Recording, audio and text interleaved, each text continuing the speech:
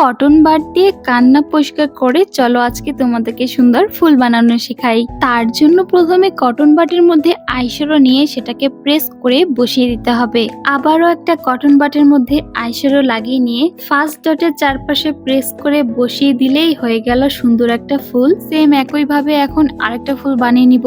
আগেই বলে রাখছি, কটন বাটের মধ্যে কিন্তু আমি কোনো ধরনের প্রোডাক্ট ইউজ করিনি। কটন বাটটা একদমই শুকনো এবং শুকনো কটন বাট দিয়ে কিন্তু এই ফুলগুলো বানাতে হবে। শুধু ফুল থাকলে হয়, ফুলের পাতাও তো দরকার। তো সেম ভাবে সবুজ কালার আইশ্যাডো দিয়ে ফুলের পাতা বানিয়ে নিয়ে ইনার কর্নারটাকে একটু পপ করার জন্য আইশ্যাডোর উপর হাইলাইটার লাগিয়ে নিয়ে এরপর মাস্কারা অ্যাপ্লাই করে নিলে হয়ে গেল আমার ফ্লাওয়ার আই লুক। কেউ কি বলতে পারবে আমি কোনো প্রকার আইশ্যাডো ব্রাশ ইউজ না করে জাস্ট কটন বাড দিয়ে এই সুন্দর করে ফুলগুলো বানিয়েছি। তোমরাও কিন্তু এটা ট্রাই করে দেখতে পারো। তো আজকের জন্য এই পর্যন্তই, দেখাবো অন্য কোনো ভিডিওতে। আল্লাহ হাফেজ।